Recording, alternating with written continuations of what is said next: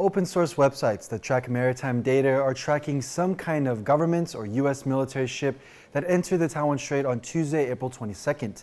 Its last known location is somewhere in waters southwest off the coast of southern Kaohsiung. Neither the U.S. military nor Taiwan's military has confirmed the transit, but Taiwan's defense ministry has told us that they are monitoring the situation. Now, it's important to remember that these kinds of transits are not unusual, as the U.S. normally operates military aircraft and ships in this region as a freedom of navigation exercise. The last transit was back in February. China has not yet lodged a formal complaint, but has sent military aircraft to that same region. Recently, the U.S. military has wanted to pivot its focus to the Indo-Pacific region, with Taiwan as a core focus. Taiwan's military says it's set to receive hundreds of missiles for the U.S.-made Patriot missile defense system, specifically the PAC-3 MSE, which is one of the newest and most advanced variants of the system. Earlier, I spoke to Kelly Greco, a security analyst from the Stimson Center based in Washington, D.C., and she says that this specific weapon can tell us a lot about how the U.S. and Taiwan are working together to counter China.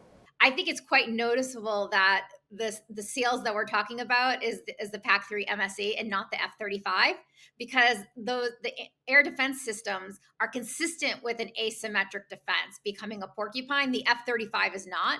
And so one of the things it tells me perhaps is that DC is going to be more inclined to approve these kinds of sales when they see it's consistent with the asymmetric defense that they think is in the best interest of Taiwan and US interests. I think that the administration has been clear about that. So it wants it to spend more, and it also wants it to spend better.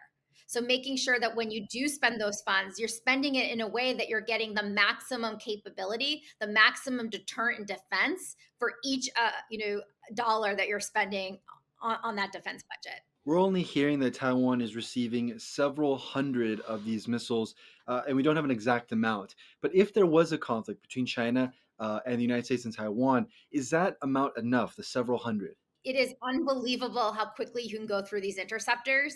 At the Stimson Center, I recently wrote a report looking at Chinese missile threats to U.S. air bases in the Indo-Pacific.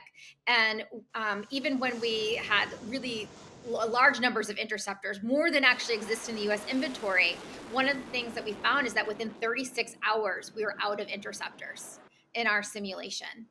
So you could just go, you can burn through these really quickly. And that then becomes a question of strategy. How are you going to employ these systems? And so we'd all like to create a defensive shield, like an impenetrable defensive shield that would prevent an adversary missile from being able to come through and strike an air base or a city. That's really not feasible to do that. Sources within the military say that the weapon systems should be arriving this year as well as next year, and more arms sales will continue as the U.S. and Taiwan continue to bolster their defense ties. Patrick Chen, Kamashu, and Jaime Ocon in Taipei for TaiwanPlus.